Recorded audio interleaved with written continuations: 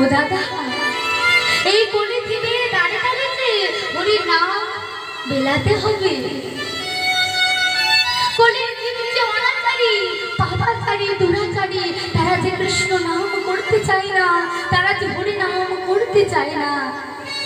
ও মায়েরা, সন্তান যতই অপরাধ করুক, পিতা মাতাকে সেই সন্তানের অপরাধ থেকে ধরে রাখে, সেই সন্তানের অপরাধে কি ক্ষমা করে দেয়।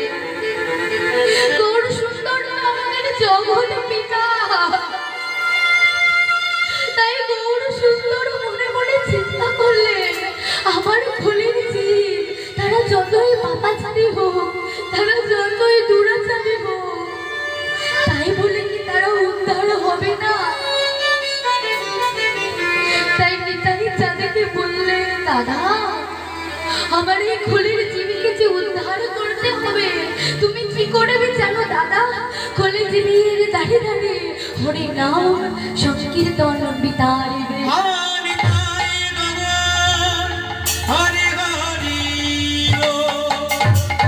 যদি তারা হরি না বলতে চায়, তবু তুমি তাদেরকে হরি বলাবে। তাও যদি তারা হরি নাম না করে, তুমি কি করবে জানো? হাতে ধরবে, পায়ে পড়বে, প্রয়োজনে ওই ধুলার মাঝে গড়াগড়ি দেবে, তবুও জানো ওই কলির জীব হরি নাম বলে। আর যতক্ষণ না তারা হরি নাম না বলবে, ততক্ষণ তো তারা উদ্ধার হবে না। তাও যদি তারা হরি নাম না করে, তুমি কি করবে জানো দাদা? নিজে হরি নাম গাইবে। কেননা শাস্ত্রে বলেছে, আপনিয়া চরি ধর্ম জীবেরে শিখা, জীবেরে শিখা, নিজে নয়া চরিলে জীবে শেখানো রাজা, শেখানো রাজা। তাই নিজেকে আচরণ করতে হবে। তুমি যদি নিজে আচরণ না করো, কলির জীব হরি বলবে না। দাদা, প্রতিটি জীবের ঘরে ঘরে হরি নাম করতে হবে। এই ঘর ঘর গো না, প্রতিটি জীবের এই হৃদয় ঘর, দেহ ঘর। এই দেহ ঘরে অহর্নিশি হরি নাম যজ্ঞ করতে হবে। হরির নাম চারণ করতে হবে। কি বলতে হবে গো? হরে কৃষ্ণ কৃষ্ণ কৃষ্ণ হরে হরে, হরে রাম রাম রাম হরে হরে। হরে কৃষ্ণ তুই কৃষ্ণের হ, হরে কৃষ্ণ তুই কৃষ্ণের হ, কৃষ্ণ কৃষ্ণ হরে হরে। হরে রাম তুই রামের হ, হরে রাম তুই রামের হ, রাম রাম হরে হরে। দাদা গো, তাই কলি জীবের জন্য যে হরি নাম যজ্ঞের আয়োজন করতে হবে দাদা। চলো না দাদা, আমরা হরি নাম যজ্ঞের আয়োজন করি। চলো না দাদা, আমরা যাই বৈষ্ণবের ঘরে। ও মায়েরা, এই কলি যুগের যে পরম বৈষ্ণব কে ছিল গো? কি গো মায়েরা, কে ছিল? কেউ জানো কে ছিল গো? এই কলিযুগ মাঝে পরম বৈষ্ণব ছিলেন শান্তিপুর সীতানাথ অদ্বৈত প্রভু। তিনি পরম বৈষ্ণব কি করে হলেন? পরম বৈষ্ণব কি করে হলেন গো মা? না, তিনি পূর্বে কি ছিলেন? দেবাদিদেব মহাদেব ভোলানাথ ছিলেন। সেই ভোলানাথ কেমন করে পরম বৈষ্ণব হলো? কেমন করে পরম বৈষ্ণব হলো গো মায়েরা? ভোলানাথ থাকবেন কোথায়? তিনি কি কোনো প্রাসাদে থাকবেন? তিনি পড়ে থাকতেন শ্মশানে। আর অঙ্গে কি কোনো রাজবেশ পরিধান করতেন? ও মায়েরা, রাজবেশ পরিধান করতো না, পড়তো বাঘ ছাল। আর শ্মশানে থেকে কি করতো? সর্ব অঙ্গে ছাই মারতো। একদিন ভগবান জিজ্ঞাসা করেছিল, ভোলানাথ, ও ভোলানাথ, তুমি শ্মশানে কেন পড়ে থাকুক? দয়াময়, আমি শ্মশানে কেন পড়ে থাকি জানো দয়াময়? তুমি তো নিজেই বলেছো তুমি কাঙালের ঠাকুর, তুমি কাঙাল বড় ভালোবাসো, তাই তো আমি শ্মশানে পড়ে থাকি প্রভু। তা তুমি শ্মশানে কেন পড়ে থাকো তা না হয় জানলাম, কিন্তু তুমি সর্বঙ্গে ছাই ভস্য কেন মাখো? ও প্রভু, সর্বঙ্গে ছাই ভস্য কেন মাখি জানো? আমি সবার ছাই ভস্য তো মাখি না, তোমার ভক্ত যারা হরে নাম কৃষ্ণ নাম গাইতে গাইতে এই দেহ থেকে প্রাণ পাখি উড়ে চলে গেছে, সেই ভক্তের ছাই আমি সর্বঙ্গে মাখি। কেন জানো দয়াময়? না কৃষ্ণ ভক্তি পাওয়ার আশায়। নিতাই গৌর হরি বল হরি বল। হরি বল হরি কৃষ্ণ ভক্তি পাওয়ার আশায় আমি সর্বঙ্গে ছাই মাখি। ভগবান বলেছিল ভোলানা, এই জগতে ছাইয়ের দাম কেউ দিল না, কিন্তু তুমি দিয়েছো ছাইয়ের দাম, তাই তুমি বলে আজ থেকে পরম বৈষ্ণব। সেই পরম বৈষ্ণব আমাদের কলিযুগ মাঝে এসেছিলেন অদ্বৈত প্রভু হয়ে। আজকে গৌর হরি বললেন চলো দাদা যাই বৈষ্ণবের ঘরে, তাই চলেছেন বৈষ্ণবের ঘরে। যাচ্ছেন কেমন ভাবে গো? শান্তিপুরে সীতানাথে শান্তিপুরে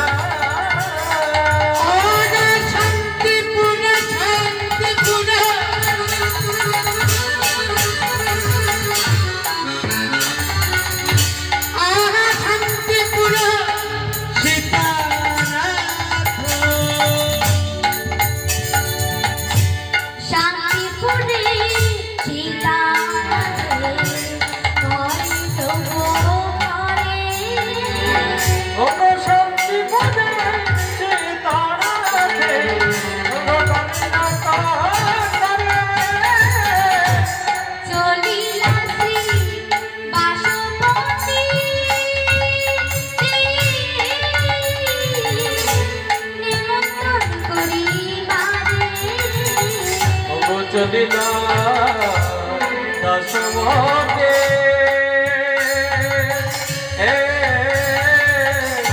গণে মন্তরে চলিলা আহা চলিলা চলিলা যশোমতী নিমন্ত্রণ করিতে গো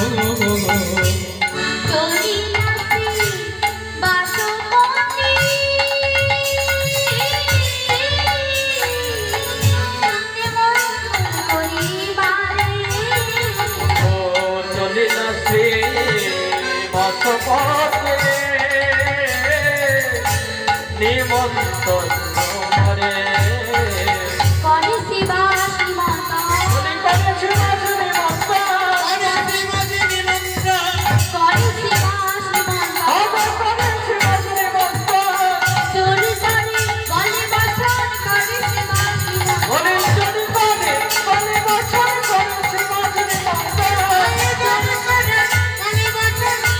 শিবা শ্রীমন্ত চোরি করে বলে বচন লোকে নয় হরি হরি করে হরি বুঝা গৌর হরি বলে বুঝা করে শিবা শ্রীমন্ত ওগো জপয়া রাম বিনা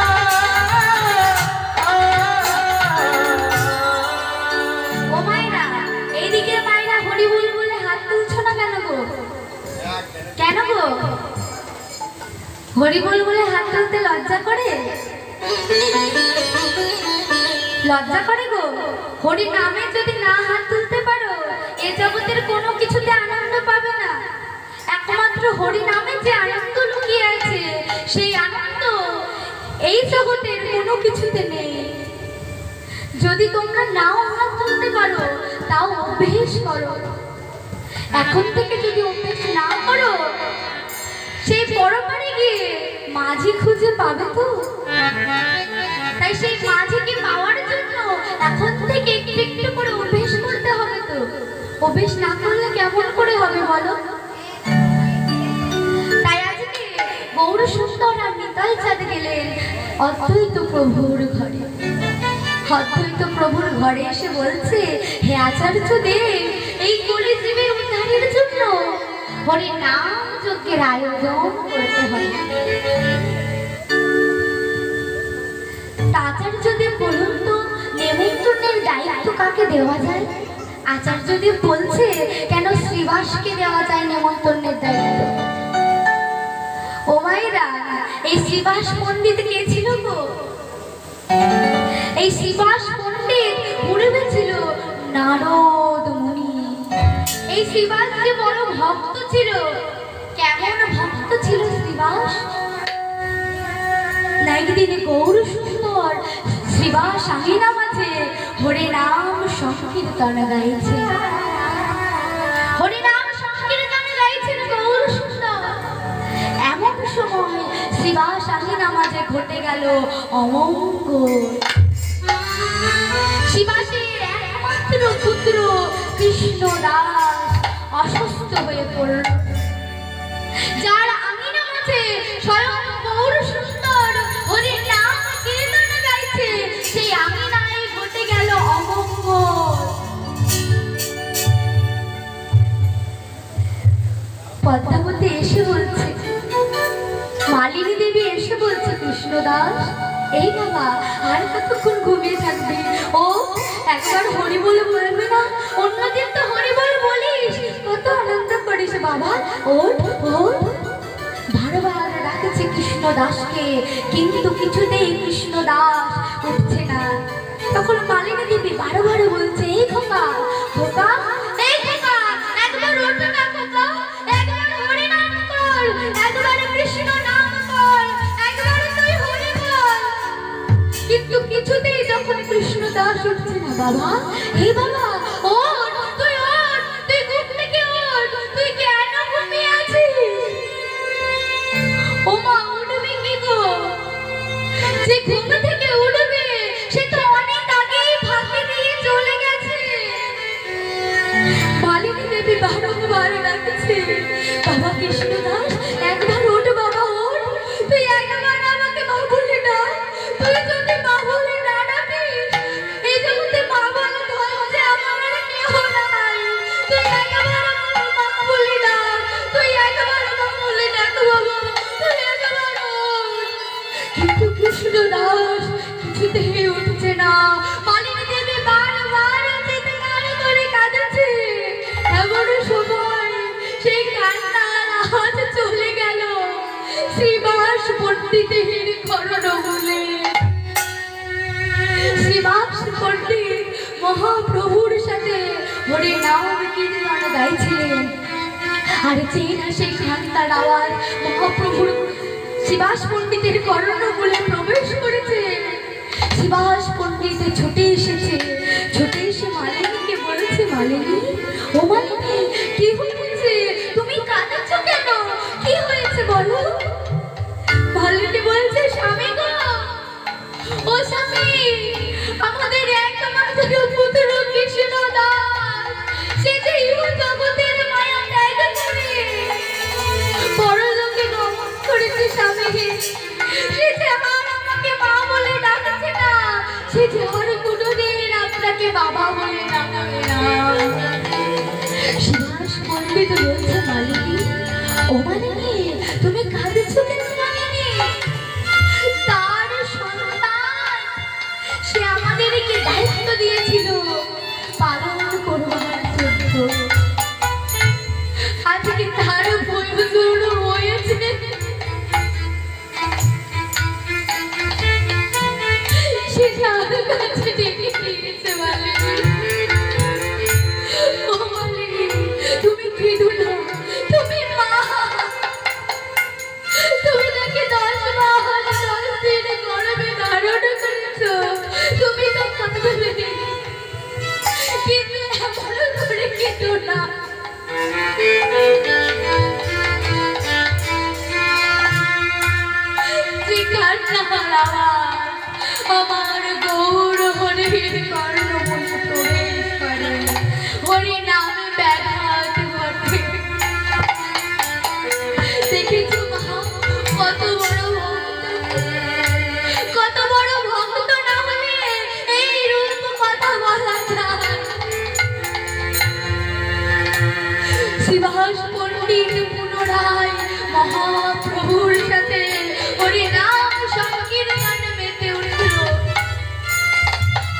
তিনি তো অন্তরে জানেন ভগবান মা, তিনি তো অন্তরে সবই জানতে পারেন।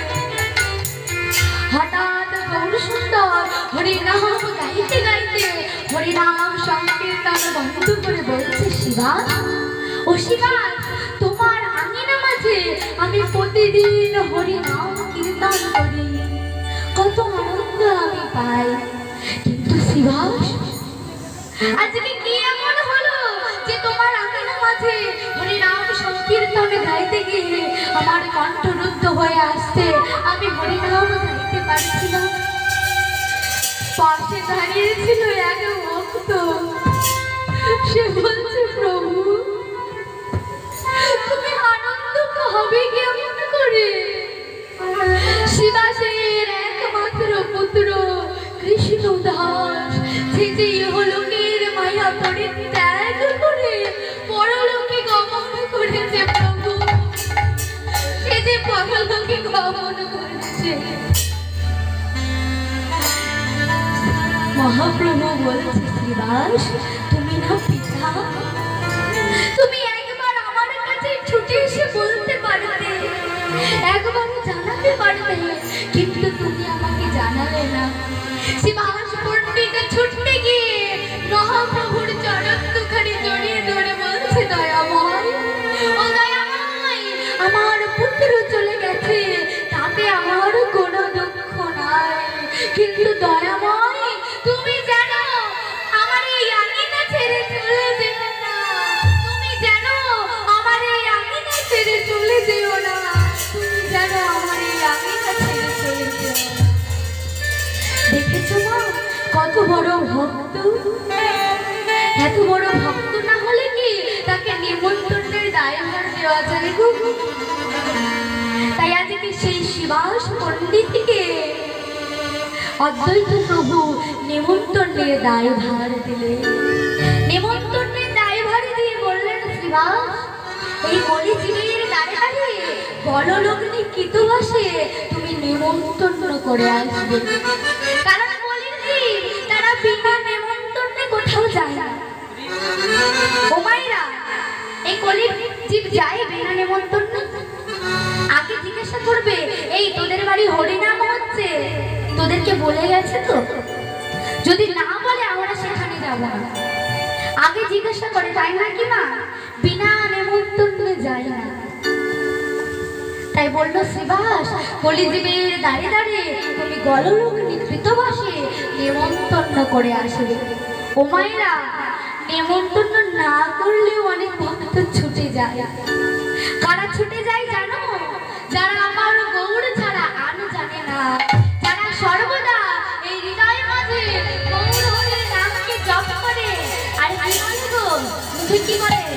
গোরা গোরা গোরা গোরা গোরা গোহে, গোরা গোরা গোরা গোরা গোরা গোহে, গোরা গোরা গোরা গোরা গোরা গোহে, হা গোরা প্রাণ গোরা গোরা গোহে, বলি হা গোরা প্রাণ গোরা গোরা গোহে, আ গোরা প্রাণ গোরা গোরা গোহে, সত্যি মায়ের দুলা দিবা গোরা গোহে, বলি সখী মায়ের দুলালিয়া গোরা গোহে, সখী মায়ের গোরা গোরা গোহে, নিতাই তাদের প্রাণের ভাই গোরা গোহে।